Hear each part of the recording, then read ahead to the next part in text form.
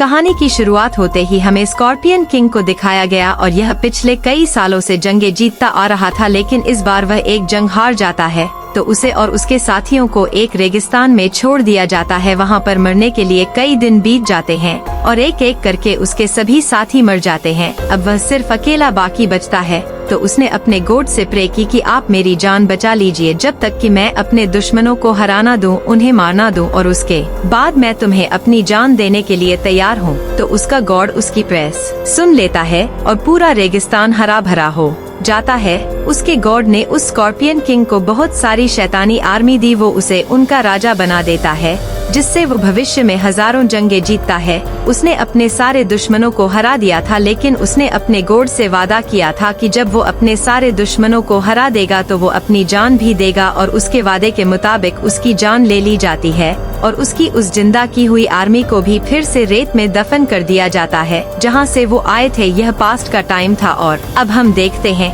कि अब हजारों साल बीत चुके हैं, लेकिन अभी वह स्कॉर्पियन किंग और उसकी पूरी आर्मी उसी जगह पर दफन है। खैर, अब इसके बाद हमें प्रेजेंट में रिक और एवलिन को दिखाया गया। इन दोनों ने शादी कर ली थी और अब इनका एक बेटा भी था जो कि इन्हीं के साथ काम करता था। दरअसल ये लोग आर्कियोलॉजिस्ट थे और अब ये उस जगह पर थे जहां स्कॉर्पियन किंग ने अपनी आखिरी जंग लड़ी थी। यहाँ पर एवलिन को एक सीक्रेट बॉक्स नजर आया और जब उसने उसे खोला तो इसमें इसे स्कॉर्पियन किंग का वो ब्रेसलेट मिला, लेकिन उस बॉक्स पर लिखी चेतावनी को एल्विन इग्नोर कर देती है। उस बॉक्स पर लिखा था कि इसे खोलते ही नील नदी का पानी यहाँ पर आ जाएगा, और ऐसा ही होता है। वहाँ पर बहुत सारा पानी आ जाता है। खैर, ये तीनों जैसे तैसे अपनी जान बचाकर वहाँ से बाहर आ गए और इसके बाद वो इजिप्ट को छोड़कर अपने देश वापस चले जाते हैं। इसके बाद हमें उस जगह को दिखाया जाता है जहाँ पर प्रीस्ट की डेथ हुई थी और उसकी वह किताब गुम हो गई थी जिससे वह किसी को भी जिंदा कर सकता था। कुछ लोग वहाँ पर खुदाई कर रहे थे, इन लोगों को वह किताब यहाँ मिल जाती है और हैरानी की बात थी कि उस प्रीस्ट की बॉडी भी इन्हें मिल गई थी। प्रीस्ट की ये डेड बॉडी पिछले कई सालों से लापता थी। उस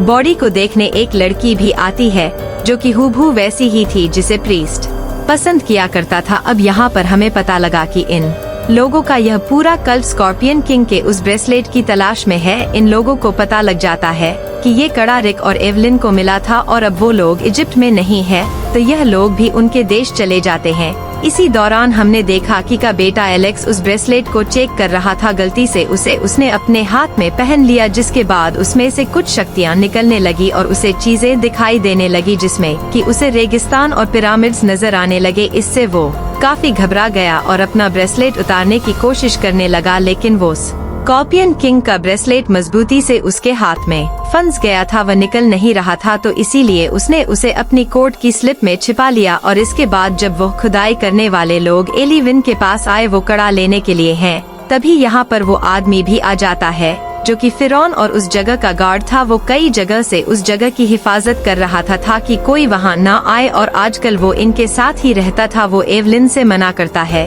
कि वो ब्रेसलेट इन्हें कभी मत देना, तो ये लोग जबरदस्ती उस कड़े और एवलिन को अपने साथ ले जाते हैं।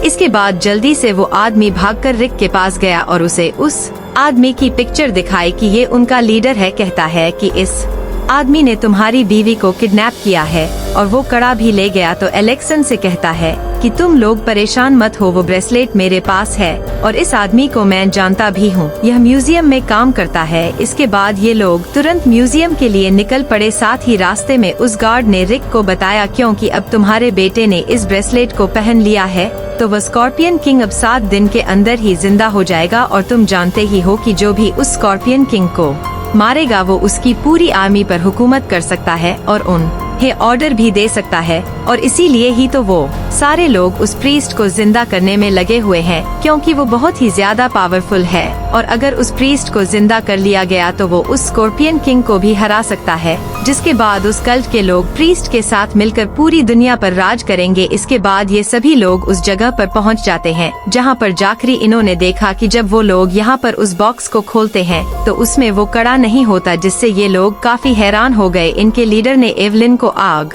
में फेंकने का ऑर्डर दिया और इसी दौरान इन्होंने प्रीस्ट को भी जिंदा कर लिया था। प्रीस्ट के सामने वही लड़की आई जिसकी शक्ल उसकी गर्लफ्रेंड से मिलती थी। दरअसल ये उसी लड़की का दूसरा जन्म था। वो दोबारा पैदा हुई थी और इस लड़की को भी अपनी पास्ट की सारी बातें याद थी। यह प्रीस्ट से बातें करने लगी। दूसरी तरफ रिक और उसके साथी एवलिन को बचाकर वहाँ से निकल गए, लेकिन प्रीस्ट अपनी रेत से बनी हुई उन जादुई मम्मीज को जिंदा करके उनके पीछे लगा देता है। वो लोग एवलिन और रिक के बेटे को किडनैप करके ले जाते हैं और अब प्रीस्ट, वो लड़की और बाकी सारे लोग एक ट्रेन में होते हैं। रिक के बेटे के साथ प्रीस्ट एलेक्स के पास आकर उससे कहता है कि यह कड़ा तुमने अपने हाथ में पहन रखा है, और जो यह कड़ा पहन लेता है उसे उस रास्ते का भी पता लग जाता है जहां पर स्कॉर्पियन किंग जिंदा होने वाला है। दूसरी तरफ एवेलिन और रिक अपने बेटे को लेकर बहुत परेशान थे, इसलिए वो अपने दोस्त के पास गए जिसके पास एक हॉट एयर बलून था। वो उससे मदद मांगते हैं कि हमें वहां तक ले चलो जहां तक प्रीस्ट और उसके बाकी लोग हैं, क्योंकि उन लोगों ने हमारे बेटे को किडनैप कर लिया है। दूसरी तरफ एलेक्स ट्रेन से खुद को आजाद करके बाहर आ जाता है। ये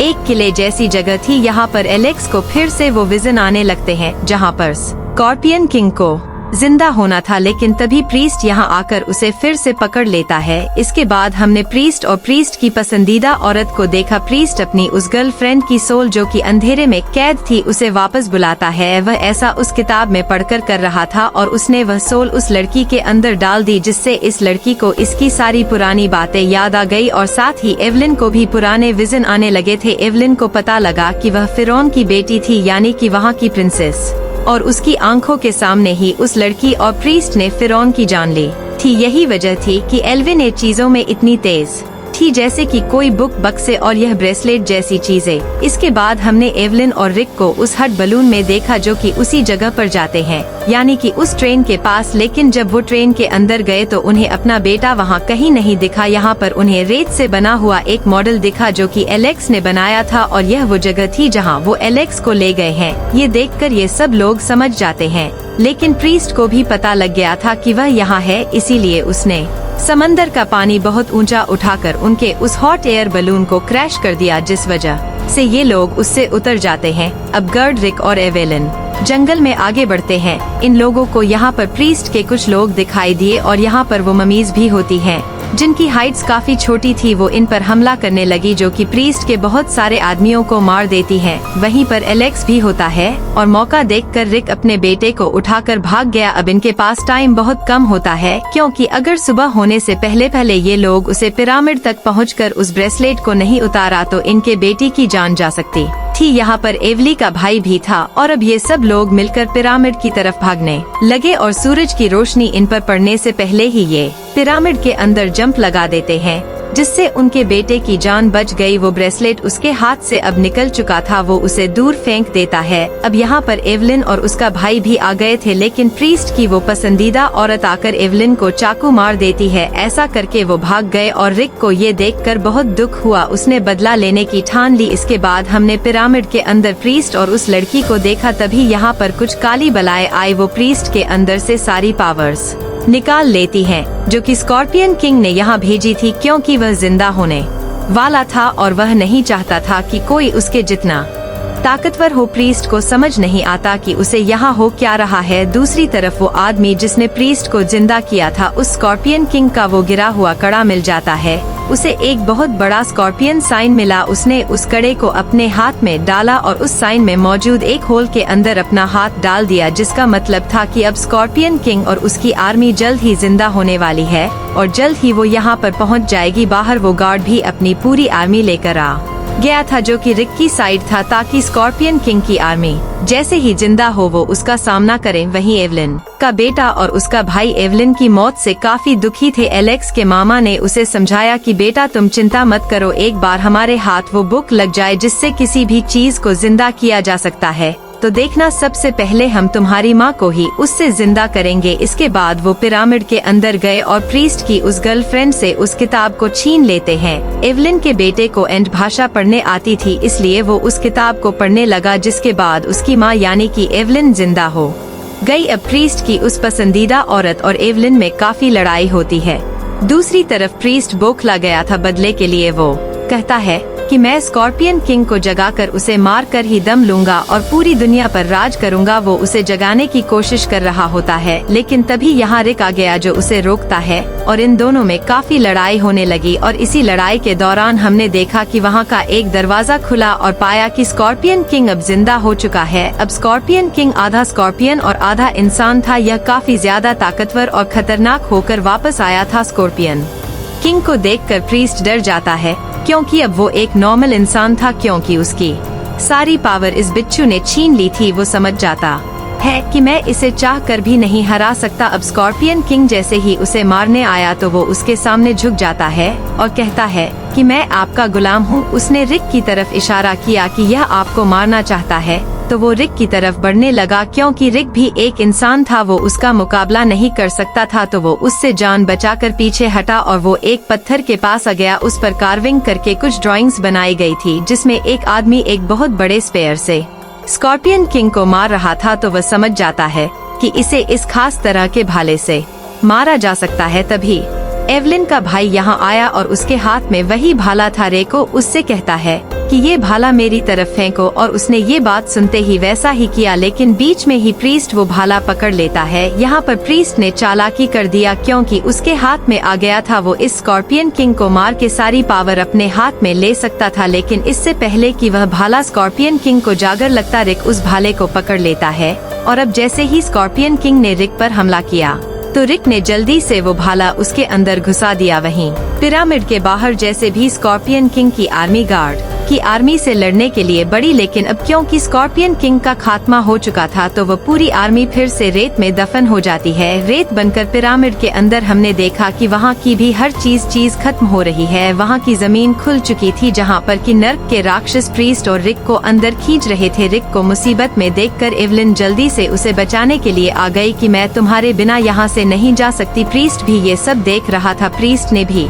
अपनी पसंदीदा औरत से कहा कि तुम भी मुझे आकर बचा लो, लेकिन वो नीच लड़की अपनी जान बचाकर यहाँ से भाग गई। प्रीस्ट का यह देखकर दिल टूट गया। उसे गहरा सदमा लगा कि जिस लड़की से मैंने जान से ज्यादा प्यार किया वही मुझे छोड़कर भाग गई, इसलिए उसने खुद ही अपने आप को नर्क के राक्षसों के हवाले कर दिया और इस तरह से उसकी जान चली गई। लेकिन प्रीस्ट की वो पसंदीदा औरत भी नहीं बच पाती। जब वो बचकर जा रही होती है तो वो एक ऐसी जगह में गिर जाती है जहाँ पर बहुत ही खतरनाक कीड़े थे और पल भर में ही वो कीड़े उसे खा जाते हैं, जिससे वो भी खत्म हो गई। अब एवेलिन की पूरी फैमिली बचकर पिरामिड पर आ जाती है। ये सब लोग बच गए थे। ये लोग वहाँ से बचकर बाहर तो आ गए थे, लेकिन सारे रास्ते तबाह हो चुके थे। जान बचाने के लिए ये सभी लोग पिरामिड की चोटी पर चले गए और तभी यहाँ पर इनका वो दोस्त आ गया जिसके पास वो हॉट एयर बलून था। उसने जल्दी से इन्हें अपनी सवारी में बैठा लिया। इसके बाद यह सभी लोग यहाँ से चले जाते हैं। नीचे हमें उसी गार्ड को भी दिखाया गया जो कि स्कॉर्पियन किंग की आर्मी से लड़ रहा था, लेकिन अब क्योंकि वह शैतानी आर्मी हार चुकी थी तो इसने भी रिक और उसकी फैमिली का शुक्रिया अदा किया। एक बार फिर से इन लोगों ने दुनिया को तबाह होने से